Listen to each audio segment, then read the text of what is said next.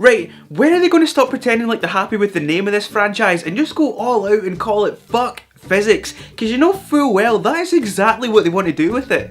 Fate of the Furious, or as it has rather creatively been titled here in the UK, Fast and Furious 8. Other modifications that have been made for the UK only version include scenes where the team try to complete a mission but fail due to there being too many potholes in the road. The Rock competes against a boy racer in a souped up Vauxhall Corsa with a body kit he got from Halfords, and Dom looks sternly into the camera and says, "It's my way or the motorway." Now we have the 8th installment of the most bonkers franchise in the history of cinema, the Fast and the Furious. What started off as a scrappy little Point Break ripoff has evolved over the last 16 years into a bona fide superhero franchise that does to logic what United Airlines staff does to passengers. I mean, remember when Dom stamped a car park to death? This time, Charlize Theron joins the sandbox as the ultimate hacker queen Cipher, so they really missed a trick by not calling this the Fast and the Furiosa. She somehow strong arms Vin Diesel's Dom into doing the unthinkable, turning on his family. No. So after Captain America vs Iron Man and Batman vs Superman, the last great superhero franchise gives us Bald Man vs Balder Man. But after 7 movies and over $4 billion, the team knows something must be up and to chase Dom down. There's other stuff going on in there and MacGuffins or whatever, but they're so irrelevant. You don't go to a Fast and the Furious movie for the plot. Only in the world of the Fast and the Furious is the plot so secondary that you can have a character literally called Mr. Nobody, a place called Nowhere, and still have that have no real negative impact on the film whatsoever. Regardless of how you feel about the concept of the Fast and the Furious as a franchise, Fast 7 is undeniably one of the best action movies ever, and I don't say that lightly. So Fast 8 had a lot to live up to, and it does indeed step up the stunts and chaos to even more unbelievable levels. This is the one franchise where anything goes. It's a franchise in which not one thing makes sense, yet they get better every time because they know it's just a bit of absurd fun, and they double down on that absurdity with each installment. Director F. Gary Gray proves adept at handling the barmy action, with 2 sequences in particular standing out. Remember that bit in the trailer with a submarine taking part in an actual car chase? That's not even the best bit. The first is a Manhattan set scene that honestly needs to be seen to be believed. In pursuit of a target, Cipher hacks every car in the area with a certain kind of chip to drive exactly as she makes them. And what results is a scene that sets public relations for self-driving cars back by about 10 years, while hundreds of these things are used in a weaponized swarm.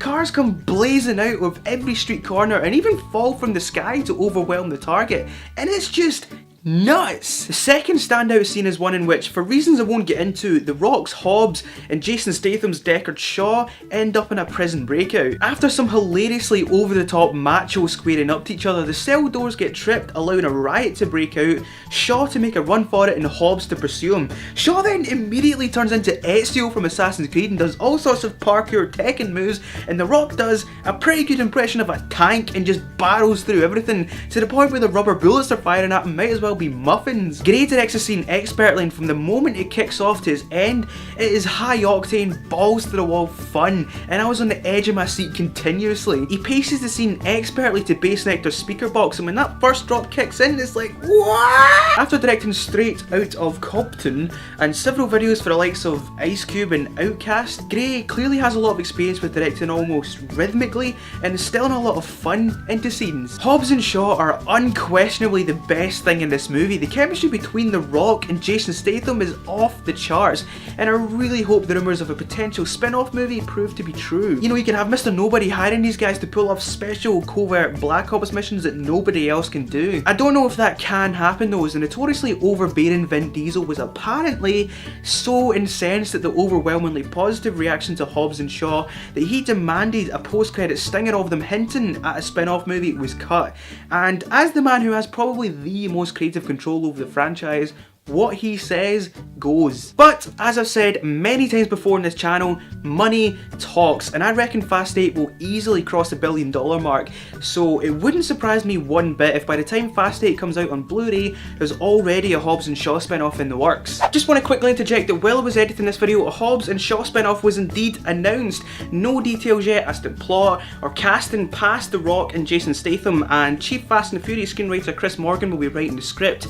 It was definitely announced a lot sooner than I was expecting, but Happy days! Shaw might be one half of the best movie duo since Jake Gyllenhaal and Ryan Reynolds, but in another classic Fast and the Furious, the villain of that movie is now the hero of this movie. I have no idea why the team so willingly accept him into their ranks. I mean, he literally killed Han, nearly got the rest of them killed, and his brother got Giselle killed. For a group that have more discussions about family than I have Diet Cokes, and that's saying something, it feels a bit weird. But then again, making sense has never been much of a priority for any Fast and the Furious film, and Fast 8 is no exception. We still get gaping plot holes, scenes seem to be stitched together with nothing but coincidences, characters that can apparently fly halfway around the world in minutes, and some of the most ludicrous exposition and tech talk on the planet. I mean, the bits with Ludacris's Tej and Natalie Emmanuel's Ramsey are practically gibberish, and these characters somehow have the ability to hack literally anything within the space of 30 seconds, up to and including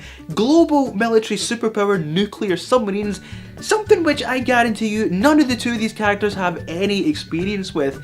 I can't even get an email to send in 30 seconds. Other than the fact that we're literally never under the impression that Dom might actually have gone rogue, and that Shaw's past interactions with the group seem to have been totally forgiven, and of course all the other massive goofs that come as standard with a Fast and the Furious movie, it's massively enjoyable. On paper, this should not work. It's absolutely ridiculous and there's not one part of it that makes sense, but it does work.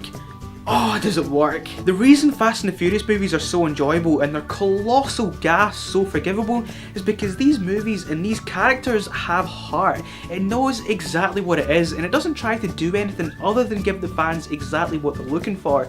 And it's a fine line, because if you take a movie that tries to give you the same level of stupidity without good characters or a sense of fun, it just sucks. Vin Diesel's last XXX movie being the prime example of that. Fast 8 is the epitome of Fast and the Furious. 16 years later and we still have women cutting about in skirts that barely qualify as belts, dialogue that would not be out of place in a parody of bad action movies, cars being used to do things that would normally require a plane and or a hydrogen bomb, a blatant disregard for the laws of physics, the word family being used in every sentence, and retconning so nonsensical it wouldn't surprise me if the first draft was the only draft. At this point, the Fast and the Furious has pretty much become a parody of itself. I mean, we're only one or two notches below a live action version of Grand Theft Auto with the gravity cheat code turned on. If you're willing to turn your brain off and not expect anything other than fun from a cinema going experience, this movie will give you that, and then some.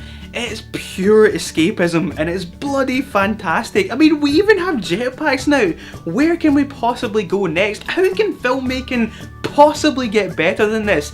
Fuck Citizen Kane. Fast and the Furious 8 has a scene where Jason Statham kicks about 20 guys' heads in while holding a baby. Doesn't really matter what rating I give this, as you decided if you're going to go see it or not see it long before you heard any reviews.